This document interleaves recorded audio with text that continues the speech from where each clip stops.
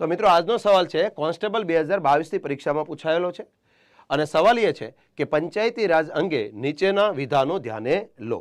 ચલો આપણને મિત્રો અહીંયા 4 વિધાનો આપ્યા છે। પહેલું વિધાન છે કે ગુજરાતમાં ત્રિસ્તરીય પંચાયતી રાજ અમલમાં છે। બીજું વિધાન છે કે ગુજરાતમાં સરપંચની ચૂંટણી પરોક્ષ રીતે થાય છે અને ત્રીજું વિધાન છે કે ગુજરાતમાં તાલુકા અને જિલ્લા પંચાયતના પ્રમુખની ચૂંટણી પરોક્ષ રીતે કરવામાં આવે છે અને ચોથું વિધાન છે કે ગુજરાતના શહેરોમાં મેયરની ચૂંટણી પરોક્ષ રીતે કરવામાં આવે છે। આ 4 વિધાનો આપ્યા છે અને નીચે આપણને એવું કીધું છે કે ઉપરના પૈકી કયા વિધાનો સાચા છે। તો મિત્રો આ કયા વિધાનો સાચા છે એ નક્કી કરી અને આપણે 4 વિકલ્પમાંથી એક જવાબ સિલેક્ટ કરવાનો છે। તો ચલો જોતા જઈએ। પહેલું વિધાન કે ગુજરાતમાં ત્રિસ્તરીય પંચાયતી રાજ અમલમાં છે। તો મિત્રો આ વિધાન ખરું છે કારણ કે ગુજરાતમાં પંચાયતી રાજ 3 સ્તરનું અમલમાં છે।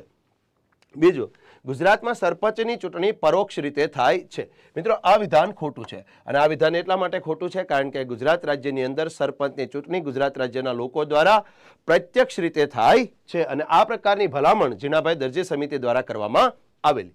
ત્રીજું કે ગુજરાતમાં તાલુકા અને જિલ્લા પંચાયતના પ્રમુખની ચૂંટણી પરોક્ષ રીતે કરવામાં આવે છે। તો મિત્રો આ વિધાન ખરું છે કારણ કે પહેલા તાલુકા પંચાયત અને જિલ્લા પંચાયતના સદસ્યોની ચૂંટણી થાય છે અને ત્યારબાદ એમાંથી જ એક વ્યક્તિને તાલુકા કે જિલ્લા પંચાયતના પ્રમુખ તરીકે અને એક વ્યક્તિને તાલુકા કે જિલ્લા પંચાયતના ઉપપ્રમુખ તરીકે ચૂંટી કાઢવામાં આવે છે। ત્યારબાદ ચોથું વિધાન છે કે ગુજરાતના શહેરોમાં મેયરની ચૂંટણી પરોક્ષ રીતે કરવામાં આવે છે। તો મિત્રો આ વિધાન પણ ખરું છે કારણ કે પહેલા જે તે શહેરના મહાનગરપાલિકાના સદસ્યો એટલે કે કોર્પોરેટર્સની ચૂંટણી થાય છે અને ત્યારબાદ આ મહાનગરપાલિકાના સભ્યોમાંથી જ એક વ્યક્તિને મહાનગરપાલિકાના મેયર તરીકે ચૂંટી કાઢવામાં આવે છે। તેથી ચોથું વિધાન ખરું છે। આમ અહીંયા આપણને પરીક્ષામાં કીધું છે કે કયું વિધાન સાચું છે તો અહીંયા 1, 3 અને 4 વિધાન ખરું છે અને તેથી મિત્રો આપણો જવાબ બને છે ઓપ્શન બી, ફક્ત 1, 3 અને 4।